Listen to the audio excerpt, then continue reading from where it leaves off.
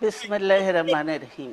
এই প্রিয় নেতৃবৃন্দ, সাইলেন্ট প্লিজ। সহকর্মীবৃন্দ, সকল সুবর্ণাতিথিগণ, আসসালামু আলাইকুম।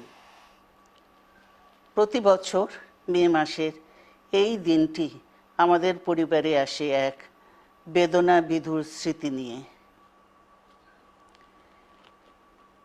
এই দিনে শুধু আমাদের পরিবার নয়, বরং সমগ্র দেশই হয়ে উঠে পড়েছিল বেদনার্ত ও অভিভাবকহীন। আমাদের প্রিয় মাতৃভূমি বাংলাদেশের জন্মের সাথে জড়িয়ে থাকা এক অবিচ্ছেদ্য নাম শহীদ প্রেসিডেন্ট জিয়াউর রহমান, যে চট্টগ্রাম থেকে স্বাধীনতার ঘোষণা করে তিনি এ দেশের সাথে তার নাম অবিচ্ছেদ্য করেছিলেন। সেই চট্টগ্রামেই এক সফল, সৎ, দূরদর্শী ও প্রকৃত দেশপ্রেমিক প্রেসিডেন্ট হিসেবে নিজের জীবন উৎসর্গ করেছেন।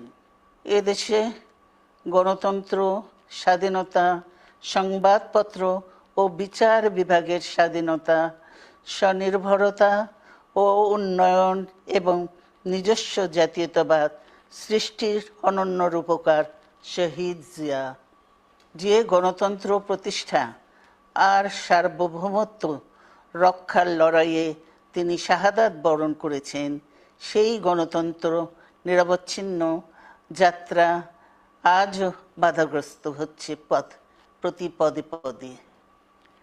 খুব শীঘ্রই আমরা বাংলাদেশকে গণতন্ত্রে পুনঃপ্রতিষ্ঠিত দেখতে পাব। এই হোক শহীদ জিয়ার শাহাদাত বার্ষিকীতে আমাদের অঙ্গীকার। এই লক্ষ্যে সুশৃঙ্খলভাবে এগিয়ে চলার জন্য আমি বিএনপির সকল পর্যায়ের নেতা কর্মী ও দেশবাসীর প্রতি আহ্বান জানাচ্ছি। মনে রাখবেন, সবার জন্য গণতন্ত্র ও উন্নয়নের মাধ্যমে সকল সমস্যার সমাধানের যে রাজনীতি শহীদ জিয়া রেখে গেছেন, তা বাস্তবায়নের মাধ্যমে তার প্রতি শ্রদ্ধা জানাতে হবে। আমরা তার বিদায়ী আত্মার মাগফিরাত কামনা করছি। আল্লাহ হাফেজ। বাংলাদেশ জিন্দাবাদ।